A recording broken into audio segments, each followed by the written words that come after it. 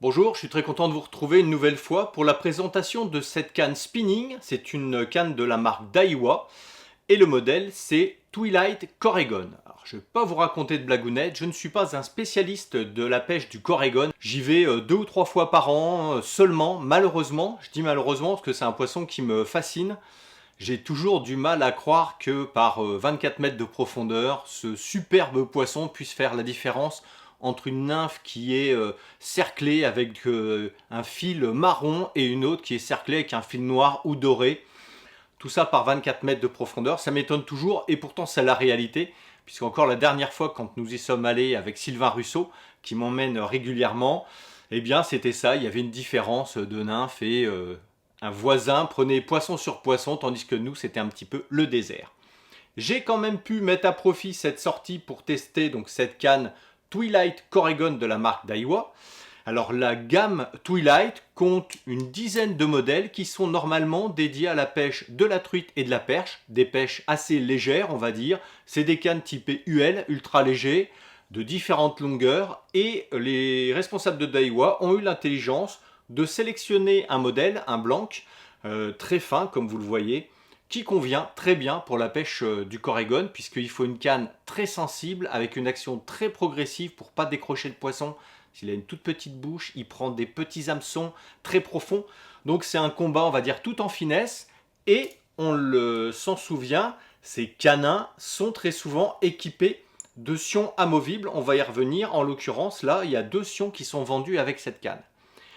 Alors dans cette courte gamme Twilight Coregon, vous avez 2 modèles. Un modèle qui mesure 1,80 m, prévu pour des pêches assez légères, et un modèle, celui-ci, celui que j'ai testé, qui mesure 2,10 m, qui a un encombrement de 1,08 m avec un emmanchement inversé, qui comporte 12 anneaux Sigwide, avec, même au niveau du sion, un passage, une taille d'anneau qui est quand même assez large, ce qui va permettre de bien passer les nœuds de raccord entre la tresse, qui est très fine, hein, entre la tresse et le bas de ligne, qui est en général en 22-24 centièmes. Donc voilà, on est quand même sur des corps de ligne qui sont assez fins, donc qui passent super bien dans ces anneaux Sigwide. Le gros intérêt, c'est que ça coûte en effet moins cher que du Fuji. La glisse est excellente, voilà, donc là-dessus, il n'y a pas de souci. Quand je vous aurai dit le prix de la canne tout à l'heure, vous allez comprendre un peu le pourquoi. Donc encore une fois, un blanc qui est très fin, en carbone au module, avec une jolie, ça c'est la couleur des Twilight, une jolie coloration orange qui permet de dégayer un petit peu ce modèle. Un porte-moulinet vissant avec une bague par l'arrière, avec une jolie petite décoration faux carbone qu'on va retrouver également ici au niveau de l'insert interne du porte-moulinet. Un talon qui est assez long, avec une poignée ici, un pommeau en mousse EVA assez dense, qui permet de protéger la canne si jamais elle reçoit un choc, et surtout de pouvoir, sur un gros poisson, c'est pour ça qu'on va y venir après, sur un gros poisson, de pouvoir caler ce pommeau sous l'aisselle et de pouvoir combattre avec un petit peu plus d'aisance. Je dirais que la plupart du temps, les canins comme ça, le talon, la poignée est beaucoup plus courte. Traditionnellement, il y a des modèles notamment de chez JMC avec des talons beaucoup plus courts. Là, en l'occurrence, au début, ça me gênait un peu, suivant en plus la prise en main, il fait un petit peu froid, donc on est un peu habillé, etc. au printemps. Mais rapidement, j'ai trouvé mes marques. Alors voilà, le talon est quand même assez long, ça peut en surprendre certains, mais notamment dans les lacs alpins où vous avez des plus gros sujets, Bourget, Annecy et le Léman, où vous avez des corégones en effet qui dépassent largement les 50 cm. Sur un poisson d'une certaine taille, je pense que ça peut être sympa d'avoir ce talon un petit peu plus long pour venir le bloquer comme ça sous le bras et donc d'avoir une meilleure position de combat parce que la canne est très fine et du coup le combat dure un petit peu longtemps. Je vous ai dit tout à l'heure que en fait c'est un sion interchangeable. Vous avez 2 sions qui sont livrés avec cette Twilight Coregon. Un d'une puissance de 20 grammes, un autre d'une puissance de 10 grammes. Suivant la profondeur à laquelle vous allez chercher les poissons, en général c'est très profond, et suivant le poids, le lest que vous allez mettre, s'il y a un petit peu de vent, vous risquez de lester un petit peu plus pour avoir une ligne qui va rester bien immobile, ce qui parfois est le secret de la pêche. Donc vous avez 2 sions qui sont interchangeables, sions qui je pense sont en carbone, ça m'a pas l'air de la fibre, c'est-à-dire qu'ils sont assez souples, mais c'est pas non plus une nouille comme on a sur certains modèles. Je pense notamment à des cannes vert clair bien connues des amateurs de Lavaret, et où là, franchement, ça plie, c'est de la fibre, c'est génial, hein, ça encaisse tout, mais ça plie fort, et du coup, sur des gros poissons, on met beaucoup de temps à les remonter. Là, c'est une canne qui a quand même un petit peu de nerf. Je ne vais pas dire que c'est une action de pointe parce que franchement, c'est très léger. Mais aussi bien au ferrage que ensuite pendant le combat, on a quand même un peu de gouache qui permet de mater les poissons assez rapidement. Donc ça, c'est plutôt sympa. Le porte-moulinet, vous voyez qu'il est super fin, donc avec une bague vissante par l'arrière. Vous pouvez le tenir, bien entendu, de façon traditionnelle ou, comme beaucoup de spécialistes, façon porte-mine, ce qui permet d'avoir le poignet un petit peu moins cassé et d'être également très rapide en ferrage. Bon, c'est une touche qui est quand même subtile, donc le ferrage se fait dans l'instant, et il faut que ça pique quand même bien, parce qu'on a un grand corps de ligne qui est déployé, donc il faut quand même avoir une bonne amplitude de ferrage pour planter le petit hameçon dans la gueule du Lavaret du Coregon. Voilà.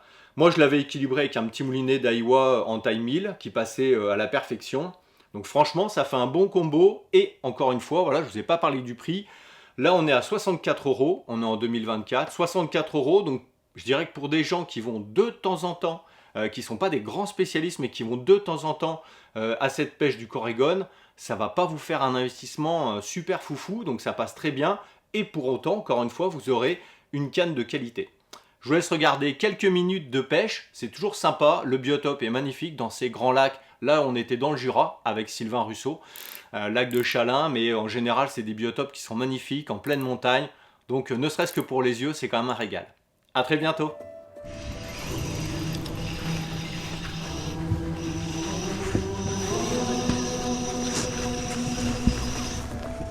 Félicitations, tu vas avoir pas bien. Ouais, c'est correct. Enfin, c'est correct.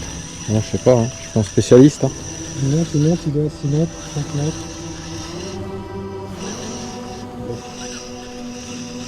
Si, il a l'air d'être mauvais. Super calme. Il a même plus que mauvais.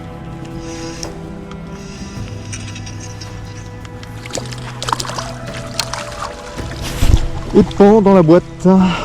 Génial. Faut que j'arrête de parler. Chaland, c'est parfait. Super. Merci. Cool.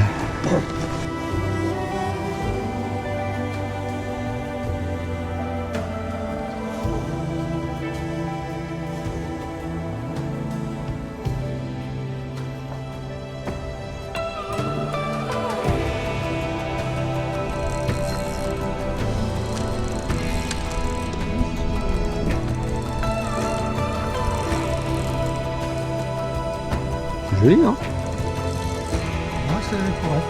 Ah, ça fait 80 quoi. La canne est vraiment très très fine.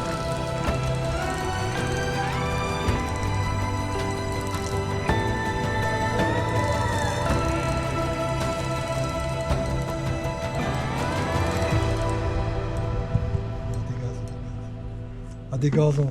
Ouais, c'est joli. Ah, Je reste avec toi.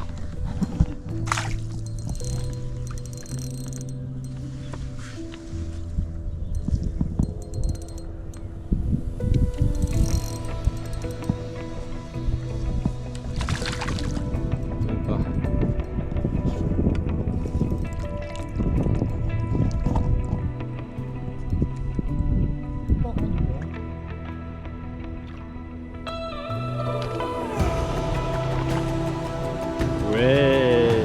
Cool.